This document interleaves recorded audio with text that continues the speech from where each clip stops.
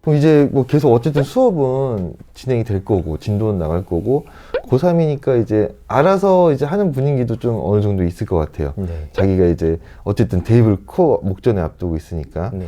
가장 좀 공부하기 힘들었다. 그러니까 이제 뭐 까다로웠다. 뭐 힘든 걸 수도 있고 까다로울 수 있지만 아니면은 정말 이건 왜 공부해야 되는지 모르겠다. 뭐 이런 것들도 혹시 있었나요?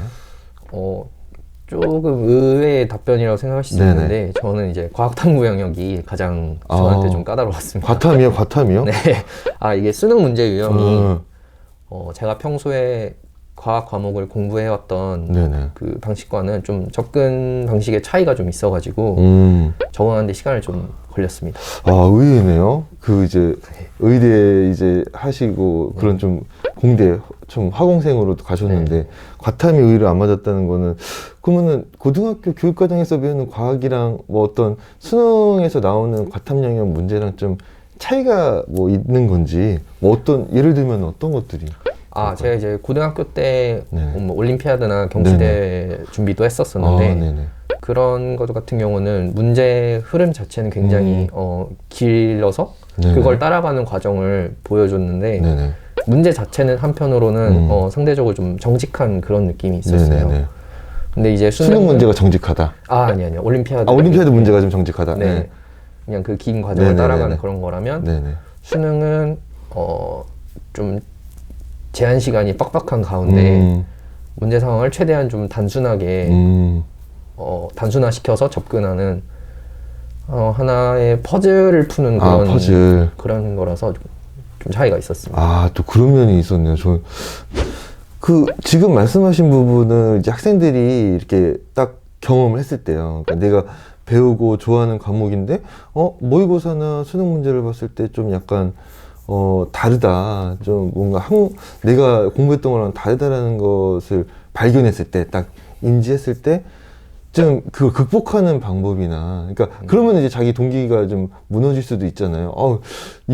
내가 배우던 과목이 이런 문제를 푸는 거였어? 뭐 이런 것들을 극복하거나 뭐 그런 경험을 했던 학생들한테 조언해 주실 부분들이 있을까요? 어떻게 보면 좀 진부한 말이지만 기출 분석을 해서 네. 문제 유형에 대한 감을 잡고 그걸 통해서 좀 일관된 문제풀이 그 접근 방식 네네. 그거를 숙달하는 게 중요한 것 같습니다.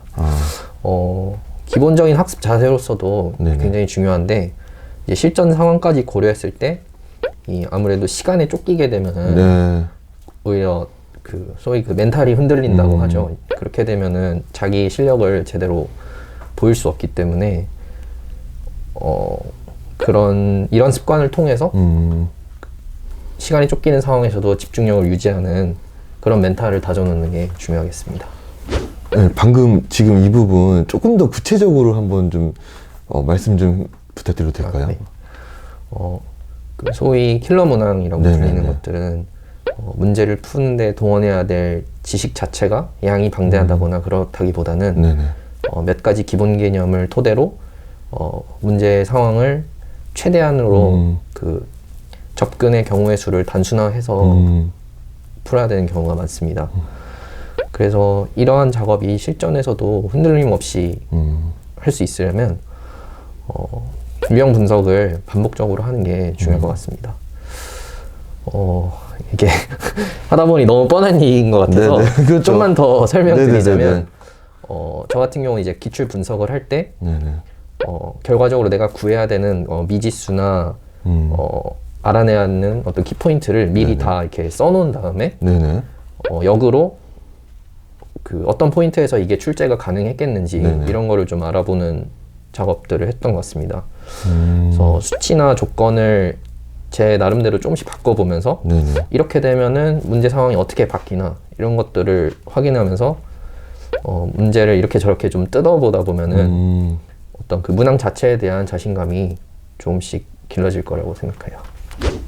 네, 저도 대입에 조금 발을 들여놓고 있는 입장에서 이 고2 겨울방학이 중요하다 제가 이제 말만 했고 그랬지만 이게 다 모든 학생들한테 해당하는 건지 아니면은 뭐 그런 틀이 정말 있는 건지 그런 것들에 대한 고민이 되게 많았는데요. 그러니까 수험생들한테 어떤 이야기를 들려줄지 그런 게 되게 고민이 많았는데 지금 얘기를 들어보니까 이런 차원 제가 완전히 그 질문을 하기 전 의도와는 다른 쪽의 답변이 좀 많은 것 같아요. 그러니까 문제를 분석하거나 아니면은 문제를 대하는 자세라든지 아니면은 문제를 분석하는 그런 방법 같은 것들도 이러한 고2 겨울방학과 무관하게 좀 이런 것들을 좀 경험해보는 경험담을 들어보는 것도 좀 좋을 것 같다는 생각이 드네요. 아, 네. 네, 그렇다면 다행입니다. 아까도 말씀드렸지만 어떤 시기에 꼭 무엇을 반드시 해야 된다 혹은 끝내야 된다 뭐 그런 거에 대한 정답은 없다고 생각해요. 네. 다만 이제 요 근래 입시 트렌드상 수능의 비중이 어느 정도 있기 때문에 네네. 수능 공부는 기본적으로 계속 깔고 가면서 그 다음에 다른 걸 또 준비하자 뭐 이런 마인드인 거고요. 네네. 오히려 특정 전형의 틀에 너무 얽매여 가지고 네네.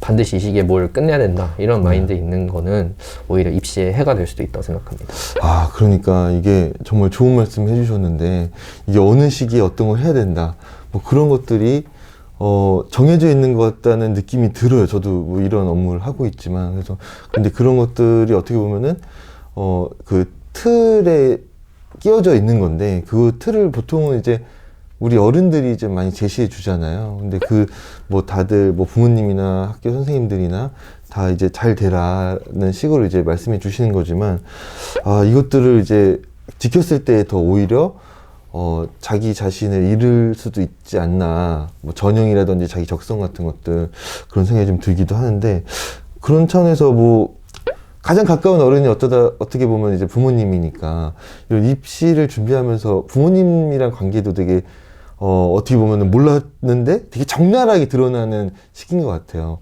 부모님이랑 관계는 좀 어떠셨어요? 수험생활 1년 동안 나 자신의 내적 갈등 혹은 입시 제도 자체로부터 비롯된 선택의 순간들이 꽤 많은데요. 그럴 때 부모님의 역할이 중요한 것 같습니다. 무조건적인 방관이나 독서는 뭐 당연히 좋지 않고요. 네네. 수험생을 전적으로 지지해주되 어른의 시각에서 수험생이 미처 고려하지 못한 부분을 알려줌으로써 그 수험생이 마지막까지 자기의 어떤 선택을 끝까지 밀고 나갈 수 있게끔 하는 게 좋을 것 같습니다. 아, 좋습니다. 화생공에서 의대로 편입을 하고 이제 의대 국가고시를 이제 패스하기까지 뭐 지금 상황에 있는데 가장 어려웠던 점이라면 어떤 게 있을까요? 그동안? 뭐 매 순간이 힘든데 지금이 혹시 가장 힘든 상황? 그건 아니고 입시를 이제 거듭해서 하다 보니까 제가 조금 의과대학 진학 직후에는 좀 심적으로 많이 지친 그런 상태였는데 그런데도 불구하고 이제 계속해서 학과 공부를 계속 해나가야 되는 게 저한테는 조금 어려운 점이었던 것 같습니다. 아, 그렇죠. 네. 그럼 앞으로의 계획은 어떤 게 혹시 있을까요? 예, 우선 병원에서 인턴 레지던트를 하면서 의사로서 제 전공을 갖고 좀 더 공부하고 싶고요. 그걸 토대로 또 어떤 다양한 방법으로 환자들에게 도움을 줄 수 있을지 알아보고자 합니다. 네, 코로나로 인해 너무 고생이 많으신 의사, 간호사 선생님들을 비롯한 의료진들 너무 감사하고 고맙습니다. 제가 이 자리를 빌어서 정말 감사하다는 말씀 전하고 싶고요.